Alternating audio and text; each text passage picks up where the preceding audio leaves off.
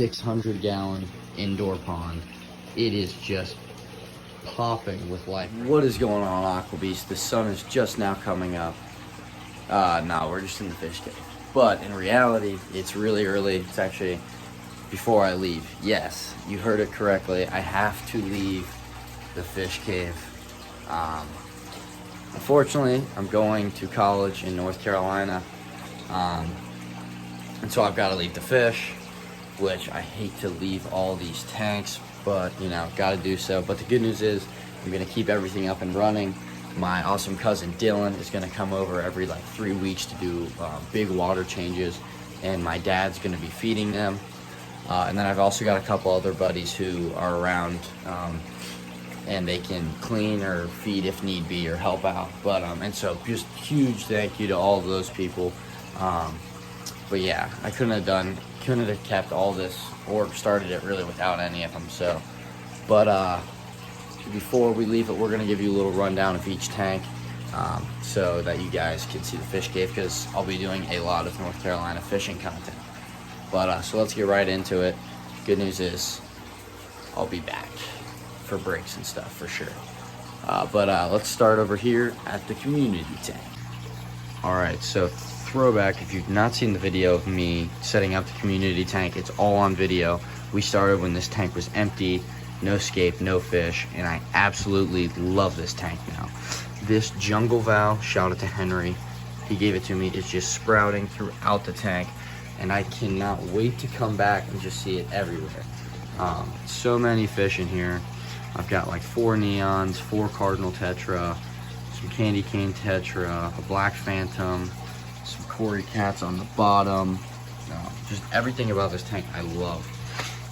All right, then coming down to here, we got, as he goes away, or as she goes away and hides, I've got 2 leopard geckos, 1 albino and 1 normal. They're both hiding right now, but I've had them a long time, really enjoy them. Then this is a classic, this is OJ, big mean parrot flower horn.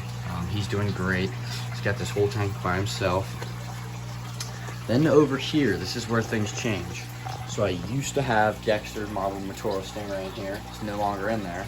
Now it's my big Bicher, which is hiding behind this rock, but he is a monster. And then I've actually got this big Oscar in here, who's not happy because I just turned the lights on. He got picked on very bad by my Asian redtail, but he's healing up really well in the 120. So those 2 guys are in there.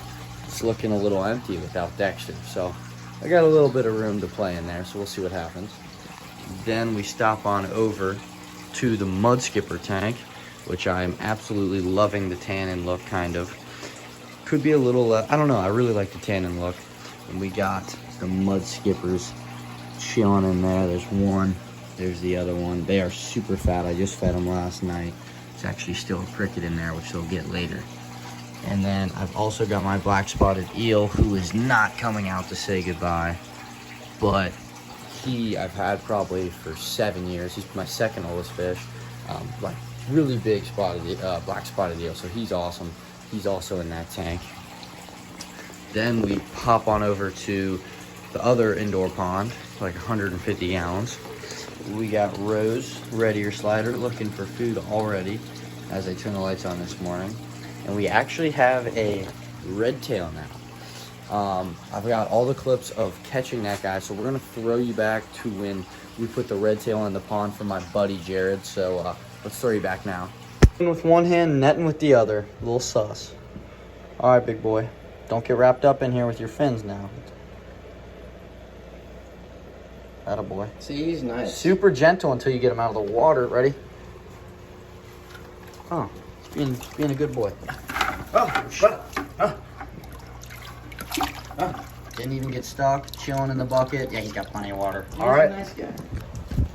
Let's get this guy home. Hey. All right. Not always the best transfer, but Jared's got his hands wet. He's actually going to hold up his red tail because he's had him a while. His hands are wet. He's going to handle him safely and over the pond. Ow. Ow, ow, ow.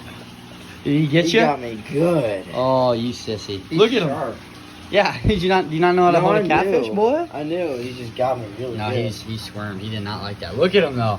He looks so good on that the light sand. Look at him lighting up. You can literally see, I don't know if you can see it on camera, but you can see him lightening up as he's in the sand environment. So cool. All right, so as you know, we got the red tail from Jared. Super cool. It just outgrew his tank. He's doing really well in here. The only problem is I've got my monster Asian red tail hiding back there. You can kind of see his fin right there. But so the Asian red tail picks on him a little bit, which is not cool. But so far it's not been too bad. I just got to keep an eye. Wow, I got to have everybody keep an eye on that. Unfortunately, I don't want to put him in the 120 gallon with the Vicer and Oscar because I'm worried when he gets a little bigger, he'll bite the Vicer's head off. And then you'll see why I don't want to put him in the pond, in the big pond in a second. And then I've also actually got another little turtle from my cousin Dylan. So that pond's got some new things, and it's got the new sand look, which I'm really liking. So now for a pond that has really come together now that I'm leaving, which I'm kind of, I wish I could watch it longer, is the 600 gallon indoor pond. It is just popping with life. First off, look at this monster arowana. Absolute giant, probably like 25 inches. Then you go down to Dexter, my marble Matoro Stingray, who's still doing great from when I got him a couple videos ago, or last video, who knows.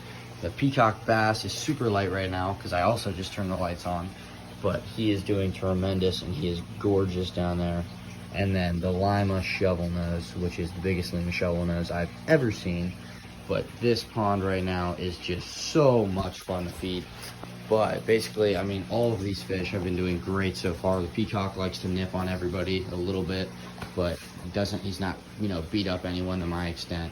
But I just love how it turned out. Basically, all those fish are basically from the Amazon, and that is the Amazon River. So this pond truly is just, I'm just stoked to have it where it's at with all these true giants in here that are really only going to get bigger and have plenty of space.